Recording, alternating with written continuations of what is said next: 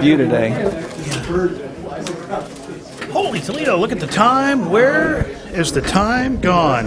Oh, thank you. Little something there.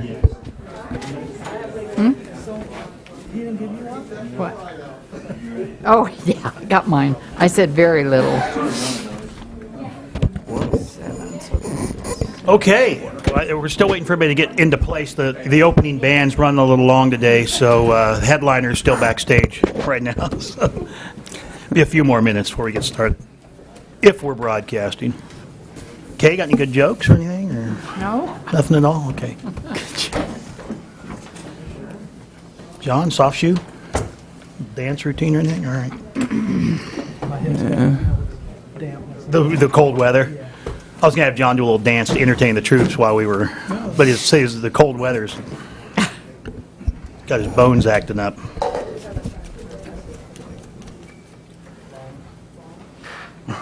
Are we waiting on anybody else at this point, Greg, or anybody? We're all, or Mr. Gage, ready to go? Okay, we'll go ahead and just, we're running a little late. I had a little extended pre-meeting.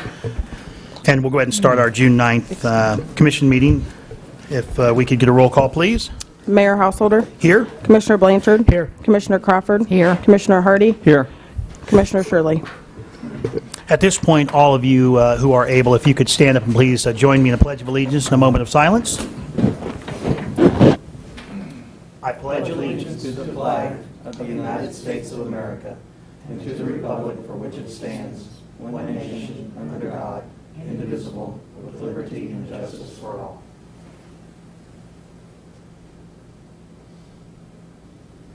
Thank you.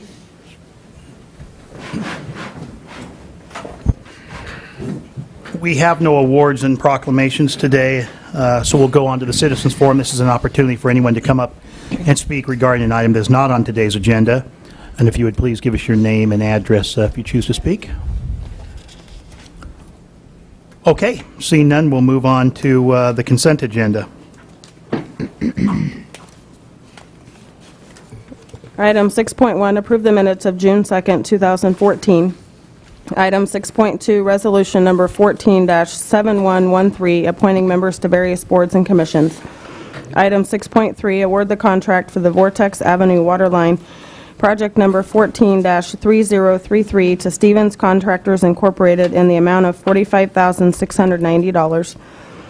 Item 6.4, authorize the mayor to execute a specialty contractor agreement for laboratory support first quarter groundwater monitoring event to ALS Environmental and an amount not to exceed $19,108. A specialty contractor agreement for surveying support first quarter groundwater monitoring event to Wilson and Company Incorporated and an amount not to exceed $4,975. And a specialty contractor agreement for waste disposal services first quarter groundwater monitoring event to Environmental Management and an amount not to exceed $6,003. Item 6.5, resolution number 14-7112, authorizing the city manager to submit on behalf of the city a video service provider agreement letter to Southwestern Bell Telephone Company, DBA AT&T Kansas. And item 6.6, resolution number 14-7105, adopting a management method of street regulatory and warning signs in accordance with standards set forth in the 2009 Manual of Uniform Traffic Control Devices. Is there anything on the consent agenda the Commissioner would like removed or amended? If not, I'd entertain a motion to... I would like to remove item 6.5. Okay. Anything else anybody would like to remove? Okay, I'd entertain a motion on the remaining items. I move we approve consent agenda except for item 6.5 that's been removed. Second. Motion and a second to approve the consent agenda as presented, less item 6.5. All in favor? Aye. All opposed? That motion carries 4-0. We'll take a look back at 6.5. Mr. Gage on this. Yes, Commissioners.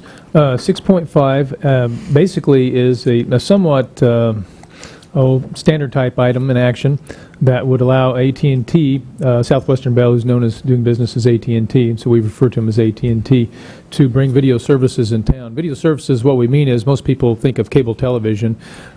Cable comes from an older technology. Everything's changing in technology. And now AT&T will be able to provide competitive video services such as your cable television. And in essence, will be a competitor of Cox Communications in town. And, excuse me, for that to happen, there's a process. The franchising of that is controlled by state. That was a change in state law we just talked about a few minutes ago. It occurred about 2008. And so the city doesn't franchise anymore, but the city does have certain rights. We do have certain management control of our rights of way, where the location typically between the physical street and the edge of a property, that kind of an invisible line where a lot of times the infrastructure, the wire and so forth is placed.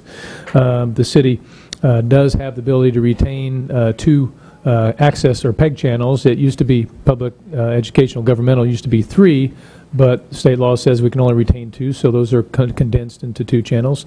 And so this service would be provided for those 2 channels. We have the right to establish a gross revenues video service fee, as we do consistently with Cox Communications, and that is at 5%. So what this does is basically acknowledges the request within the time frames that we need to do that, and establishes our gross receipts, video service fee. It addresses the PEG access channels, and we also ask more as a sort of a protocol that notification when they actually begin providing the video services within Salina. We do expect that to be sometime later this month. Actually, they've been working out ahead trying to get that to happen. So we don't think from a fiscal perspective this is going to create any significant differences. I do think, though, and we have talked about budgeting, we will probably budget a little less with our gross receipts fee on this, simply because we anticipate that with competition, usually that means there's some price competition early on while market share is being developed by the new provider, and that will likely bring down pricing for the service, which is great for consumers. That's a very positive thing. How long it'll stay, how low it'll get, and how long it'll stay low, we don't know, and we don't even know for sure it'll come down, but we do anticipate it will. Given that, we do believe our gross receipts revenue that goes along with this probably will drop some, at least for a portion of this year, maybe into next year, and then we'll see where it ends up with the competition.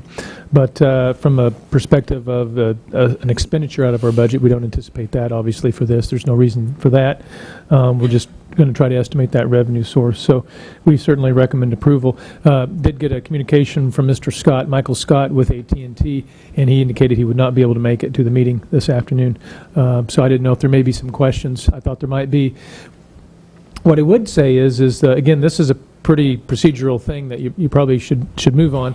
But if you have specific questions you'd like me to forward to him to help answer about services or whatever that might be, I'd be happy. You can just throw them at me, and then I'd be happy to communicate those, and I'm sure he'd provide an answer for you. Yeah, my question was the service going to be offered through the DSL channel or a similar channel, or was it going to be through their association with DirecTV? That was one of the questions. And the second question I had was, if it is subject to the franchise fee that we currently have the agreement with Cox, if they might be able to provide us a better situation perhaps than Cox has with the quality of the bandwidth that they offer to us for our government and programming purposes. Okay, I'd be happy to forward those questions. Any other questions for staff on that? Any public comment on that or questions? Didn't think so, but always got to ask. I'd bring it back to the commission then for action. Move we approve Resolution 147112, authorizing the city manager to submit on behalf of the city a video service provider agreement letter to Southwestern Bell Television, DBA AT&T Kansas. Second. A motion and a second to adopt resolution number 14-7112. Any further discussion on this? All in favor? Aye. All opposed? That motion also carries 4-0. It takes us on to administration. Item 7.1, resolution number 14-7109, approving a license agreement with Perry Residual Trust to allow for the construction and maintenance of a private sanitary sewer service line to serve the property located at 1613 East Cloud Street. Mr. Stack? Thank you, Mayor and Commissioners. This will be an agreement for a private property owner to construct and connect to city sewer services. The Saline County Health Department from time to time has to investigate septic systems and sewer systems for private property owners that are formerly not being served by a city system. And at the time when those fail, then they're forced to either fix, or if they're within a certain distance of the city system, then they have to connect to the city system. So in this case, they're close enough to where they're able to. They have to utilize the city right-of-way along East Cloud to do so for a short distance, but they're able to connect to one of our existing manholes that was placed there in the late 2000s, so it didn't really even exist till in the last 5 or so years. And let's see, Brian Boyer with Advantage Trust is the person we've been working with on this. And they're currently trying to get a contractor to do the work. The license agreement is kind of a standard form that our city attorney's office does work with us on. And so I kind of have to, I'm the messenger in this case, I feel like a little bit. Martha deals with city sewer and water, so if you have questions about that, we'll have to get her to answer, and any legal questions. This happens from time to time, I'm not sure how often, but every now and then we have to get a private property owner to connect to something in the city, and they have to have a license agreement to do so. So that's basically what this is for. So I'll entertain questions. Mr. Stack, on that service line, that when it crosses Cloud Street and then turns and goes west, Yep. on that, would there be required to be a manhole in that location? And I'll just tell you why I'm asking the question, is that it seems that this section of road would be improved sometime soon, I would think, maybe. Is this just east of the Dillons? It is. Okay. Correct. So Yeah, I was trying to find it. any impact as to, or thoughts about, would this need to be redone in any way when that road would be upgraded? Improved. Yeah. That's a good question. We've worked with Dillon's a little bit recently to try and figure out the extent of the improvements to East Cloud. So it is something that this will be right on the divider line. Basically, it's platted all the way to about here, the Red Fox addition there to the south. And I say Red Fox. There's Red Fox Lane, and there's this Red Fox addition, which is Christie Court and some smaller lots, Sky Court. That's the last platted subdivision east of Austin subdivision, which you can see is a couple lots it's 3 lots to the west of this sewer line. So we've got unplatted property on the north side, platted property on the south. Somewhere in here, we're going to have to terminate the East Cloud Benefit District project, we believe, because it'll be really hard to push it through to unplatted property with no right-of-way, with no interest in upgrades, that kind of thing. So it's a good question. I don't know how to answer it now, if this will be impacted or not. It could. At the time, the license agreement, I believe, addresses this. I'm not exactly sure how. Greg can hopefully help me with that. If they would be responsible for any relocations if necessary, or any upgrades to the line. I don't know about the manhole either. It's a private line, so I don't know if they necessarily require a manhole. So I'm going to defer. Okay. Commissioners, if it was a public line, there would be a requirement for a manhole because of the change of direction, I would think. But I think it's a question of depth. If it's deep enough, which I'm going to make a presumption, I think Wayne can address the depth of the manhole it's going into and the general depth of what that line will be. I'm assuming it's going to be deep enough. We wouldn't in any way interfere with it unless there could be drainage work that would be deep enough. But there's associated work on that side. To your original question, there will not be a manhole.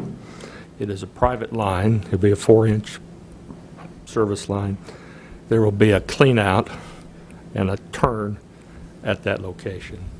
Okay. Every so many, I believe it's 100 feet, 100 feet to be a clean out, come up to the surface, and then at any change of direction, there's a requirement for that also to come up. So that's all we'll have there. Okay. And so prior to this, are the rest of the homes east of here on the north and south side, are they on public or private systems? The residences east of Christie are on private systems, Okay. septic systems.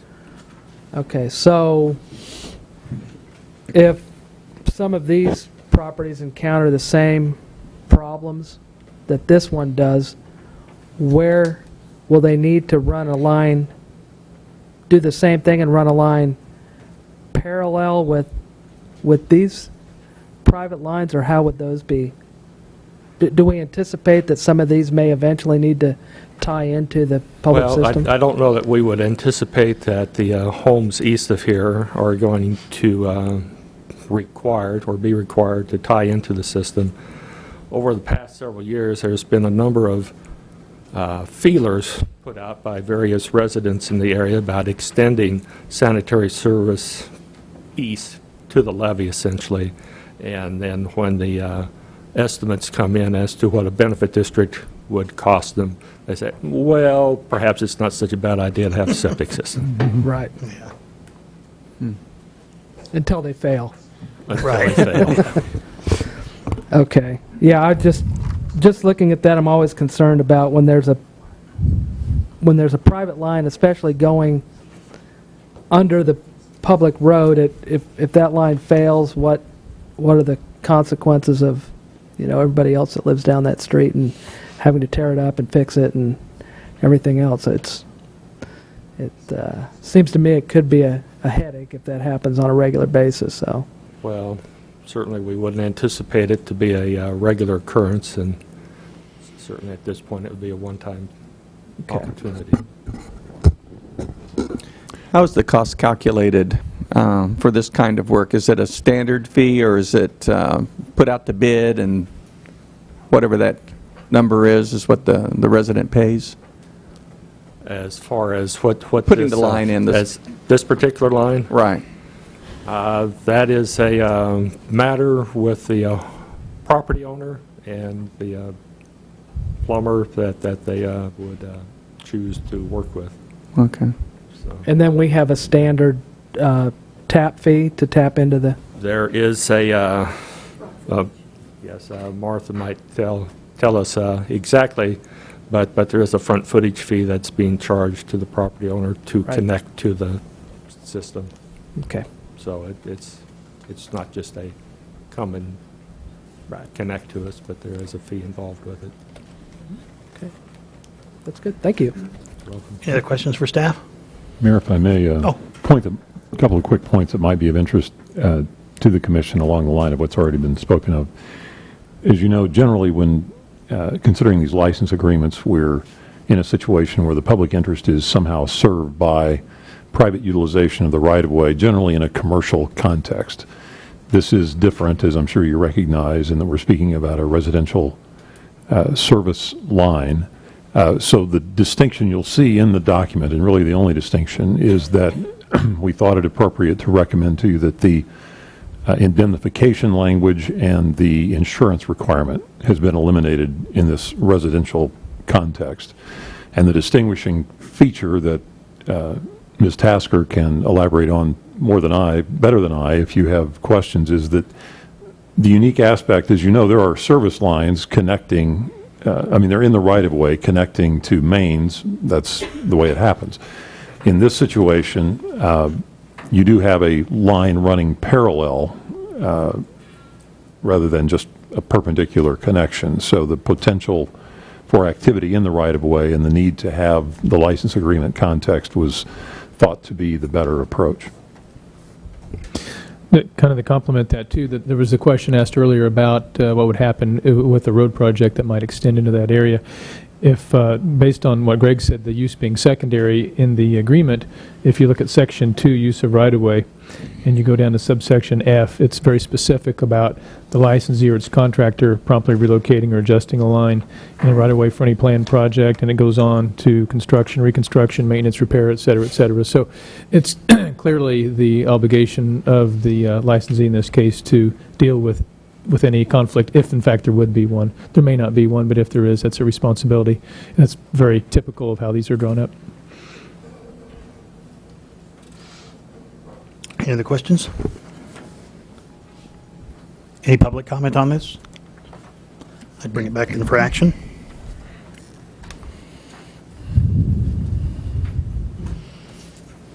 Mr. Mayor, I move that we adopt resolution number 14-7109, approving a license agreement with Perry Residual Trust to allow a private sanitary sewer service line serving 1613 East Cloud Street in public right-of-way. Second. Motion and a second to approve resolution number 14-7109. Any further discussion? Seeing none, all in favor? Aye. All opposed? That motion carries 4-0. Item 7.2, General Obligation Bonds and Notes. 7.2A, Resolution Number 14-7110, authorizing the offering for public sale of general obligation temporary notes and bonds.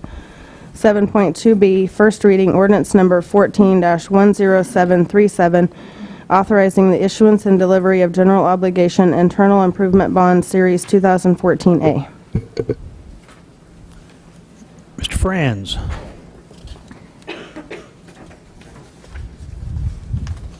Mayor and Commissioners, thank you. It's coming up once again on that time when we do our annual debt issuance.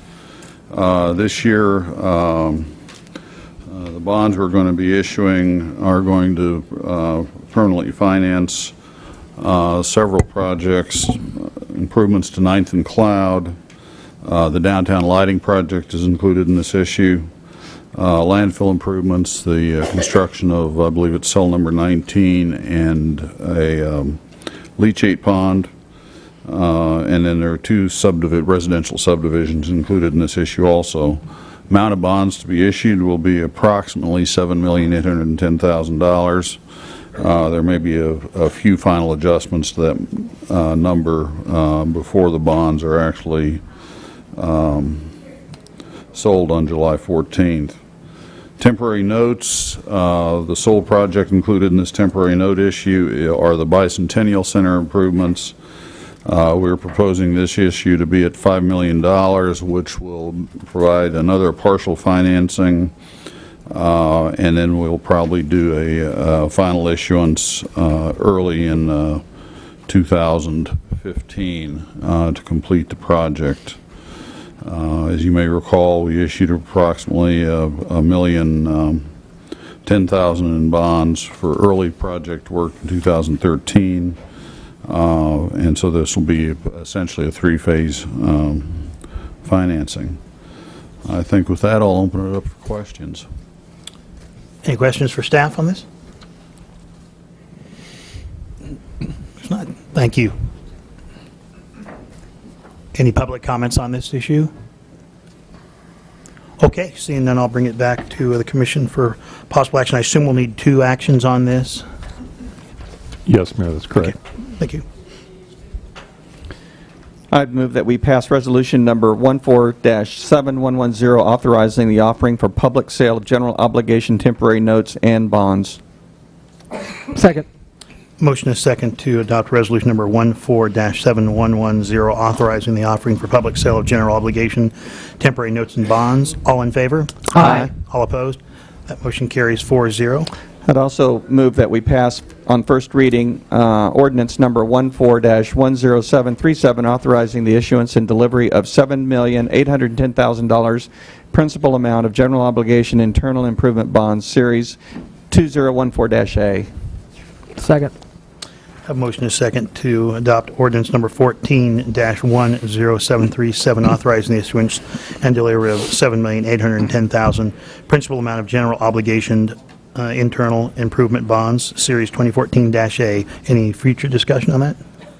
Further discussion, not future. There'll probably be future discussion later. When people are paying for these. All in favor? Aye. All opposed? That motion carries 4-0. It's going to went as fast as an impulse buy at a Walgreens checkout line.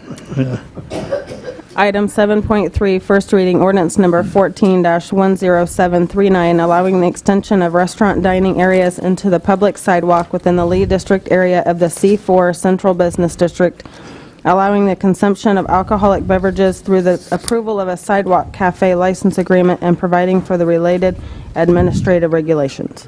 Mr. Gage. Thank you, Mayor and Commissioners. You have two items here. The only item that needs action today is the ordinance itself. The resolution really is there for your thoughts, input, and so forth, so we can make sure it's right, but you would not want to approve your resolution until after second reading of the ordinance, so it can wait till next week. In recent months, the City Commission, you had asked the staff to look at the possibility of allowing the consumption of alcoholic beverages as an extension of restaurant dining in the downtown Lee District in the C4 zoning district. And at first we didn't think we could do that, and after having the legal team take a look at that, we found that in fact the State Division of Alcohol Beverage Control says yes, you can do that. The question was more of an ownership question and right-of-way or public property question. Anyhow, based on their research, we have the action to allow you to do that. This is based on obtaining a lot of input from you on what you think would be the best way to tailor that to Salina. So what we have is we have an ordinance that amends chapters 5 and 35 of the Salina Code to provide for this activity. And again, it would provide for the extension of restaurants in that particular area for them to extend their dining areas out into the sidewalk area. And we'll talk about to what degree, and allow the sale and consumption of alcoholic beverages in those areas. It does not, I want to make clear, it does not include what would be defined as bars, taverns, or anything like that. The specifications of the ordinance include a first-time non-refundable license agreement application fee of $150 and an annual renewal of $100. There are certain application requirements. I won't go into those details because they're not all that relevant, and we'll put you to sleep pretty fast. An application review and recommendation to the City Commission by the Lead District Design Review Board with limited denial authority based solely on an incomplete application, an applicant not meeting the existing definition of restaurant, which is well defined, the proposed use of the sidewalk not being in compliance with the respective regulations, and prior termination of a sidewalk cafe license agreement by the city within the prior 2 years. So if you look out in the future and someone's been terminated in that time, that would be one of the reasons they could deny. Other than those criteria, their role would be to recommend and not deny. We will talk about an appeal process as well. This provides a 14-day time frame for that appeal process if there is a denial or application, and obviously that appeal goes to you, the City Commission. The license agreement term is not to exceed 1 year. There are specific renewal provisions. Maximum area of other requirements are maximum area of 200 square feet of extended dining area unless otherwise authorized. 200 would be the standard. If they want more, they'd have to come get special permission from the commissioners. Full compliance with state alcohol laws, limited hours of alcoholic beverage sales to be between 9 a.m. and 10 p.m. Requirement of an approved metal barrier around the extended dining area, separating it from the unobstructed walkway, the sidewalk or plaza. Liability insurance in an amount not less than $500,000 per incident, and standard language indemnifying the city. Authority of the city to require temporary removal of restaurant fixtures if necessary. Maybe we have a project or a special event or something. And finally, specific violation and termination provisions. So that's what the ordinance provides for. The administrative regulations, again, which would not shouldn't be addressed until after second reading of the ordinance, they provide for a little bit more of the detail. There's an adaptation of what was years ago prior approved regulations relating to the placement of signs, flower pots, planters, and bicycle racks within the sidewalk area of the downtown Lee District. So this kind of incorporates all that, so we're not fragmented in how we deal with it.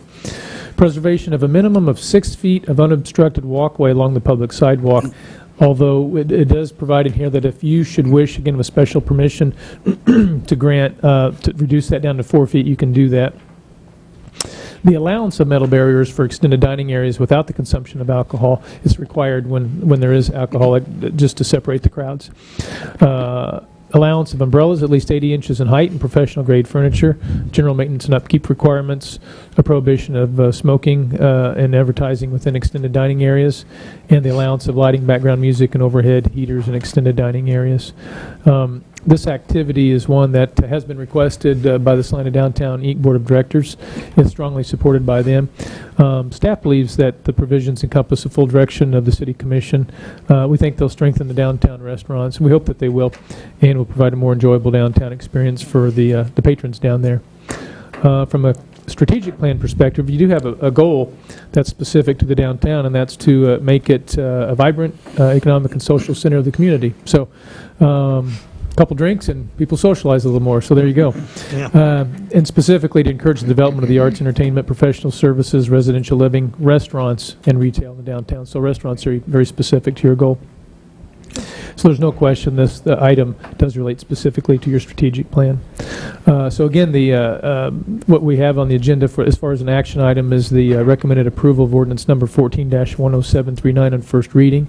If there are any concerns, thoughts, questions, inquiries, or desire for modification with regards to the accompanying resolution and the administrative regulations, it would be useful to know that now. We'll take note of that, and then, assuming that there's first reading approval of the ordinance, we'll bring second reading at the next meeting and then follow that up with the resolution. Happy to answer any questions you might have. Under definitions, section 35-261, on page 3, sidewalk dining, it says the consumption of food and beverages. Should that include the word alcoholic somewhere in there?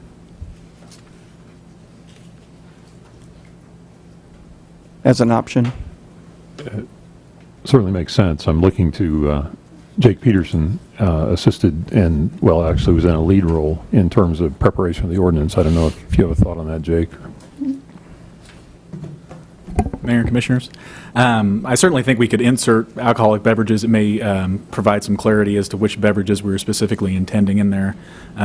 So we could certainly add that term, but I think the general term beverages also encompasses the alcoholic or a cereal malt beverage component of that as well. So I'd be happy to insert it for second reading. Yeah, Commissioners, the thought here is that you could extend the dining area with or without alcoholic beverages. And that's why Right, yeah, I think that concept, I think where it is probably best left more vague like that, because then what happens, you're putting limitations in when you put Well, you alcoholic could beverages, say right? beverages or alcoholic beverages. Why I'd do it. I mean, this is why these law books are this tall right here. Yeah. Okay. Well, whatever. I mean, as long as it happens. Yeah. So, Jake, you're suggesting that beverages covers everything? That was certainly my intent, Commissioner Blanchard. But Well, you need to make add a definition for beverages then. Oh, this is why they're really big. Yeah. They're really big here. Yeah. But we'll get you the second. There are, and also there are between 15 and 20 instances of where the Lee district is not capitalized. okay. That needs to be modified. Okay. And I apologize for that error. Certainly we'll correct that before the second reading. Are we still calling it the Lee District? Oh, we are? Okay. Okay, I didn't know if we were. Thought we ought to make sure we did that And- first before we capitalized it, yeah.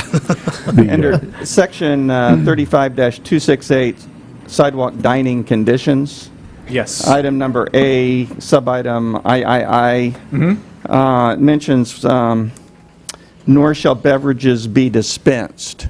Yes. And I was just curious, would that, sometimes people will dispense a martini, say, at the, in front of the customer. Would that fall into that category?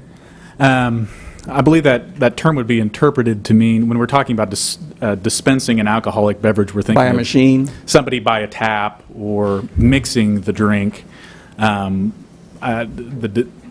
Dispensing a drink, like, for example, bringing out a bottle of beer and having a cup there, I don't believe that the ABC would interpret that to be dispensing an alcoholic beverage.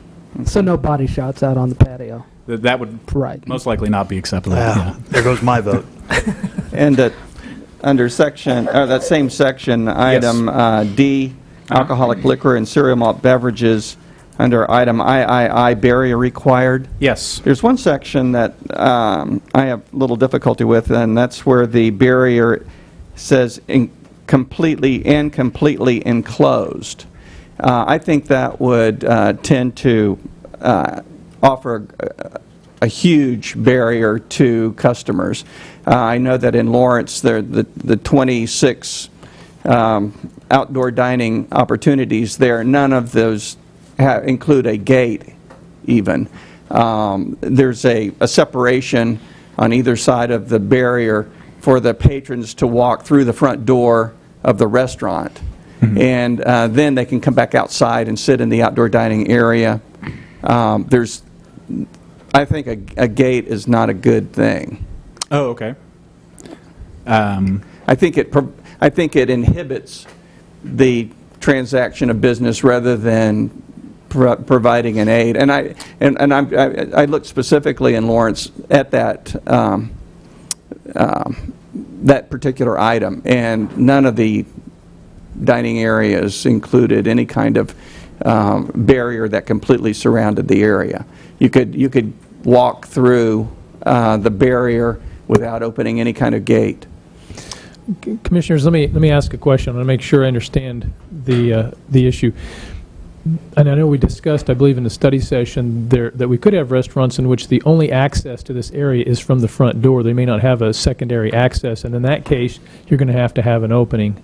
Right. Is that what you're speaking of? Correct. So if we had some type of language that said unless, in essence, there is not currently a direct access from the building to within the enclosed area, something such as that, because otherwise it'd be fine to close it up if there's already a direct access there, but if there is not and they have to come through another, say the front door, then there's going to have to be an opening in order to accommodate the space. There can't be. I can't imagine a restaurant, at least using the front part of the restaurant as a dining area, having two doors, one to go in and then one to come back out into the barriered area.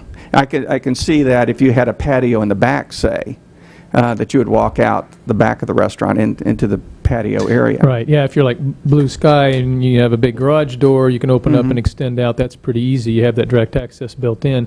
But most of our restaurants, you're correct, that face Santa Fe just have the front door, and so if we're going to allow that in the front, then they'll need to access it from the front door, which means there probably will need to be an opening or a sway gate or something like that to provide access in. Well, yeah, and Blue Sky will fall in the same category because even the door doesn't go all the way to the ground, I don't think, anyway. Yeah, that's true. It's a step up. But it was assuming I was just using if someone had a door like that, they could open it up.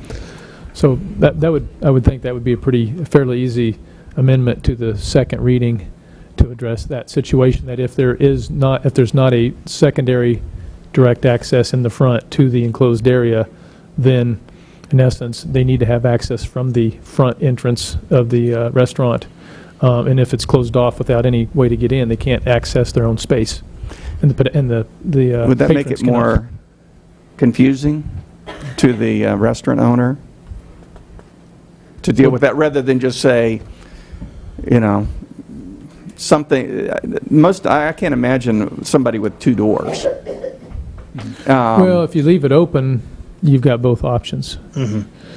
So we have it covered both ways. If they don't have, if all they have is that front access, I can't inventory through my mind and think of each one, and you could see modifications in the future. But yeah, if you don't already have a direct access into this enclosed space, then you should be allowed to use your front door access, because that's the only way you're going to get to it. Right. And that means you're going to have to leave an opening or a little sway gate or something like that. Well, some wording change would need to happen here to allow that for it to happen. Jake, do you understand the issue? I'm having a little bit of trouble. The way I read the subsection we're talking about, to me it simply refers to the sidewalk dining area being separated from the rest of the sidewalk around surrounding the dining area. So if I'm understanding Mr. Gage's comments correctly, we are wanting to provide a different situation for when there's an opportunity for a second door access? When you say completely, I consider that to mean there are no openings in the barrier. Okay. And so to me, completely rules out being able to walk into the barrier area. Okay. All right.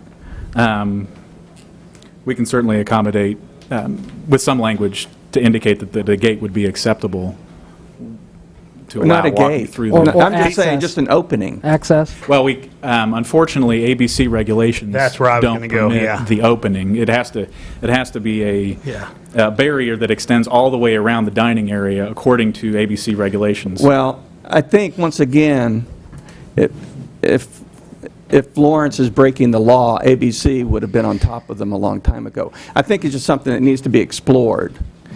They have 26 restaurants with no gate.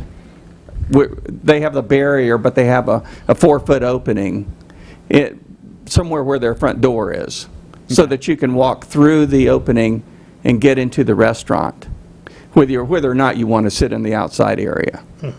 And so my thinking is, if they can do it and they're doing it blatantly, openly, that it must be okay. Now, we had to challenge that before, but I mean, we got through that. Yeah, Commissioners, we can check with ABC. I guess if ABC gives us the full discretion of an opening, say, on the side, Right. or a gate, do you have a preference? I mean, obviously, open seems the more accessible, and I think maybe if we just all imagine a typical square front building, 40, 50 foot wide, with a door down the center, and I think where I'm getting with what you're saying is, imagine a gate coming up on the left and the right side, going towards the center, and then stopping at 4 foot. You consider that enough of a barrier, Right. and you want the definition that we wouldn't have to have a gateway there. I'm following you. I would think ABC is probably clear, saying we want that fenced off and secured.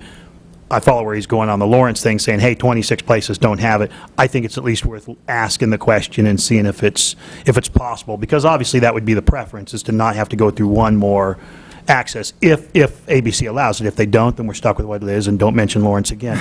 Well, I would assume that just for practical purposes, somebody having their hands full serving wouldn't have any way to really reach down and unlatch a gate and... Well, I think we're talking more towards the edge of that. Toward the edge of the sidewalk, when you're just first coming into the restaurant. into that area.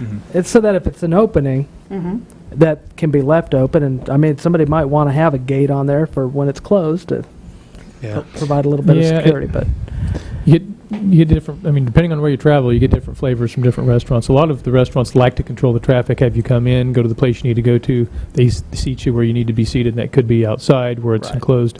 We'll just check with ABC Yeah, and then it's bring worth that back. asking. Yeah. And that was the completely enclosed idea was certainly the impression that I got from our local ABC agent. Now, there seem to be some matters of interpretation with ABC regulations as well. Lawrence has a different ABC agent than Saline County does.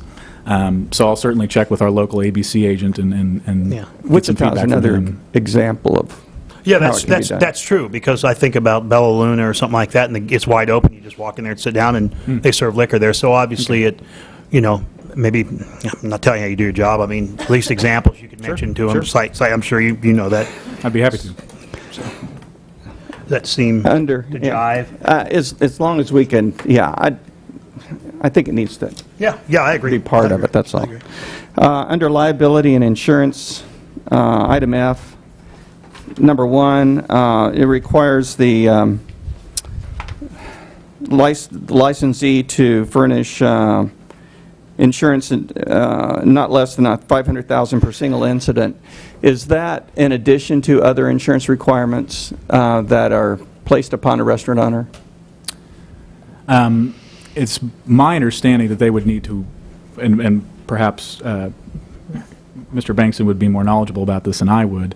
It's my understanding they would have to make some sort of arrangement with their insurance company to make sure that property was additionally covered by whatever policy they have. Like if they have a general umbrella or something like that, just to make sure that right-of-way or whatever is included as part of the umbrella coverage.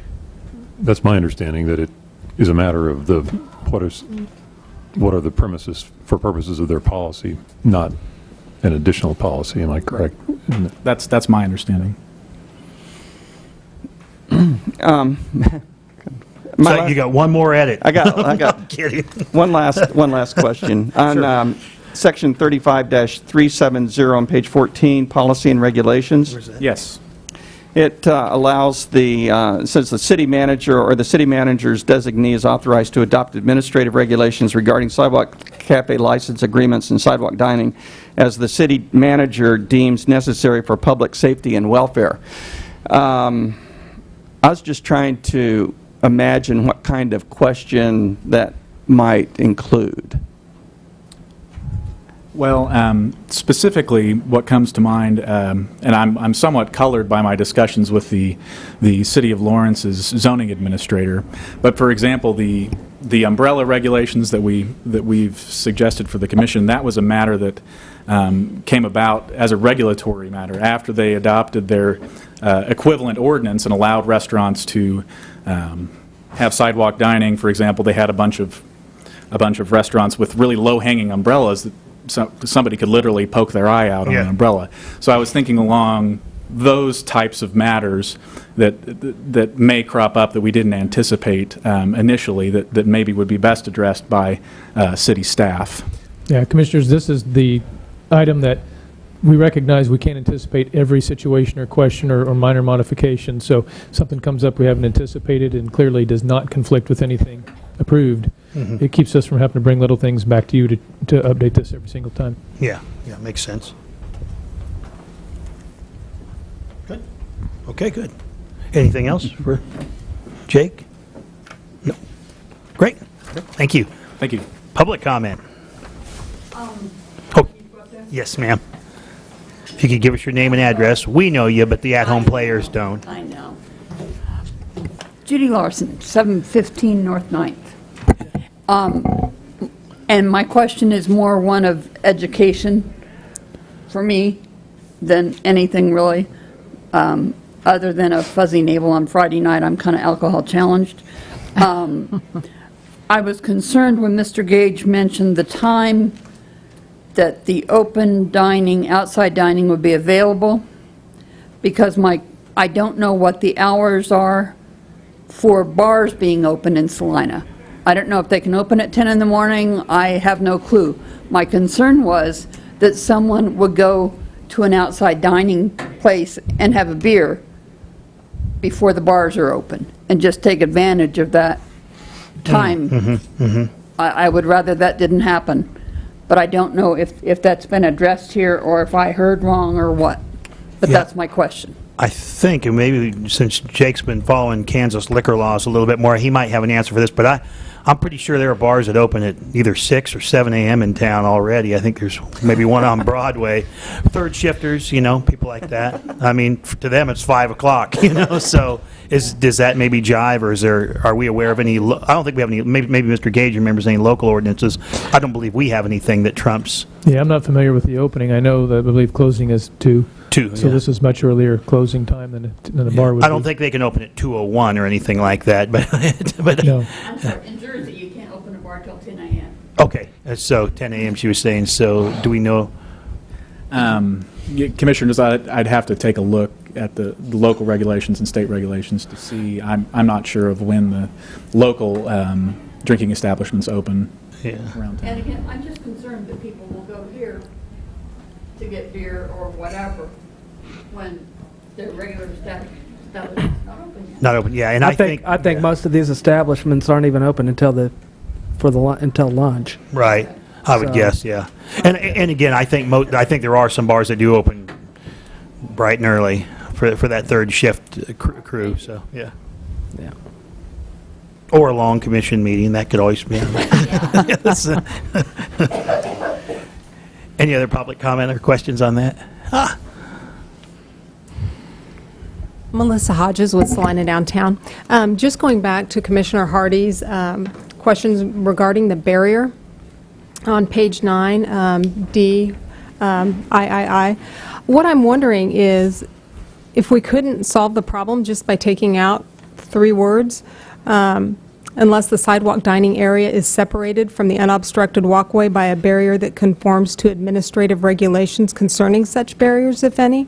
Because if there are administrative regulations, whether it's from the city or whether it's from alcohol beverage control, I mean, doesn't that kind of catch it?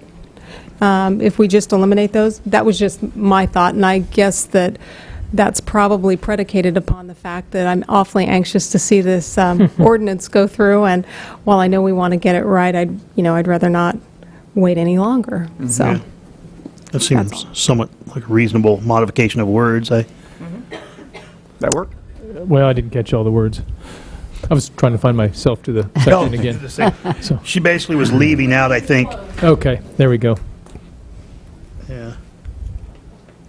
So maybe legal staff can take that back and see if that, maybe, again, obviously ABC is the trump. Right, right.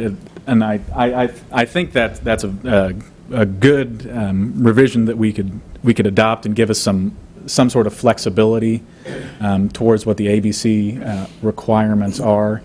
If we're going to, with that section just specifying administrative regulations, I believe that would be interpreted to refer to administrative regulations of city staff as opposed to state administrative regulations, but we could certainly insert some other modifiers in there to encompass ABC regulations as well.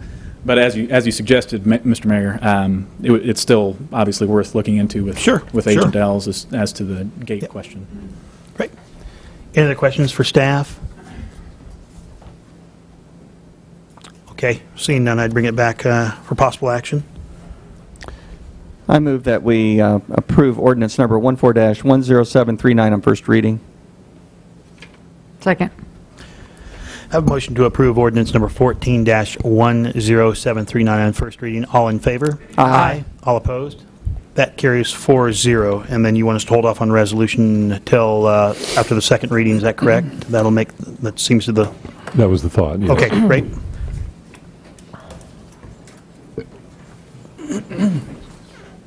Item 7.4, second reading, ordinance number 14-10736, ordering the vacation of a 10-foot alley located on the north 10 feet of Lot 103 on 2nd Street in the original town of now City of Salina, Saline County, Kansas. Ordinance number 14-10736 was passed on first reading on June 2nd, 2014. Since that time, no comments have been received. Is there any public comment on this today? Seeing none, I would bring it back for a possible action. Mr. Mayor, I move that we approve on second reading ordinance number 14-10736, ordering the vacation of a 10-foot alley located on the north 10 feet of Lot 103 on 2nd Street in the original town of Salina, Saline County, Kansas. Second. I have a motion and a second to approve ordinance number 14-10736 on second reading. If I could get a roll call, please. Commissioner Blanchard. Aye. Commissioner Crawford. Aye. Commissioner Hardy. Aye. Mayor Householder. Aye. That motion carries 4-0. Moves us on to development business.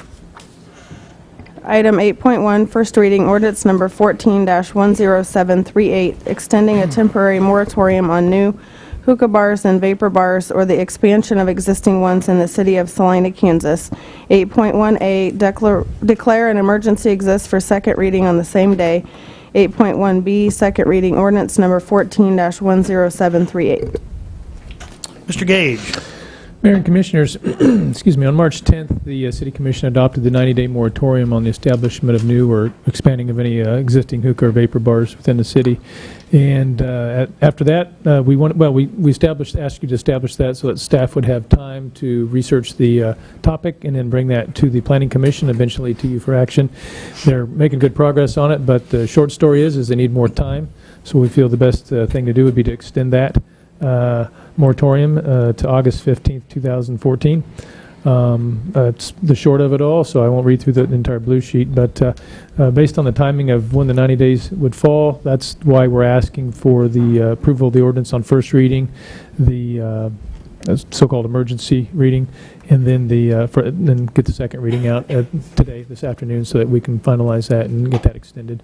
And then that'll allow the Planning Commission to finish their part and bring it to you, and then allow you to take action when it is ready for you. Okay, any questions for staff on this? Just in regard to what would be the second portion of this thing, and that is the declaration. And is that a separate motion, or is that all part of a Motion for You a would second. first approve the ordinance on first reading, and then there would be a motion, and I'm going to ask Greg, because I don't see in our blue sheet here the specific words that we don't use emergency anymore, but public interest, I believe. Compelling public interest. Compelling yeah. public interest. And so after a motion to approve on first reading and the action taken after that first reading is approved, presuming you want to do that, someone would have a motion, would provide a motion that for compelling public interest, you'd like to address second reading this afternoon. Okay. And if that motion then carries, then you would actually address the second reading. Okay, so we need 3. Okay. Yes. Any public comment on this since this was published? No? Okay, I'd bring it back to the Commission for possible action. Mr. Mayor, I move that we approve on first reading ordinance number 14-10738, extending the existing moratorium to August 15th, 2014. Second. Have a motion and a second to adopt ordinance number 14-10738, extending a temporary moratorium on hookah bars and vapor bars, or the expansion of existing ones in the city of Salina, Kansas. Any future or further God, what's with me in the future? I'm thinking of the future. I'm just ready to Thinking 360. any further discussion on this?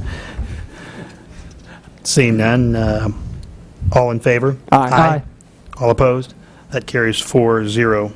Mr. Mayor, I move that we declare that public interest exists for having first and second readings on the same day. Second. Have a motion and a second to have, for a compelling public interest, to have a second, declare an emergency and have a second read on the same day. All in favor? Aye. All opposed? That motion carries 4-0. Was that a roll call? I No, don't believe I- on any of these. No, Yeah. Okay. on this one there would be. But you never know. So, Mr. Mayor, I've moved that we approve on second reading ordinance number 14-10738, extending the existing moratorium to August 15th, 2014. Second. Have a motion and a second on second reading for ordinance number 14-10738. If we could get a roll call for that, please. Commissioner Blanchard. Aye. Commissioner Crawford. Aye. Commissioner Hardy. Aye. Mayor Householder. Aye. That takes us on to other business, I believe, if anyone has anything prior to that. I just point out, just remind everybody this week is the Smoky Hill River Festival, and make sure if it's not pouring rain on you, and I'm sure if even if it is, maybe still go out and get your feet wet, I guess, but make sure you attend. It's a pretty good bargain to see a lot of art and music and food. And the mayor. Yeah, the mayor will be there, kissing babies and shaking hands. Playing music. Oh, might be playing music if it doesn't rain on us, but I move to recess into executive session for 60 minutes to discuss with legal counsel matters subject to the attorney-client privilege for the reason that public discussion of those matters would waive the privilege and adversely affect the city's interest in the matters, and to discuss confidential data relating to the financial affairs and trade secrets of a corporation for the reason that public discussion of the information would competitively disadvantage the corporation. Reconvene at 6:05. Second. have a motion and a second to go into executive session and reconvene at 6:05. Do we anticipate any business after this, Mr. Gage? We do not. All in favor? Aye. All opposed? We are in executive session.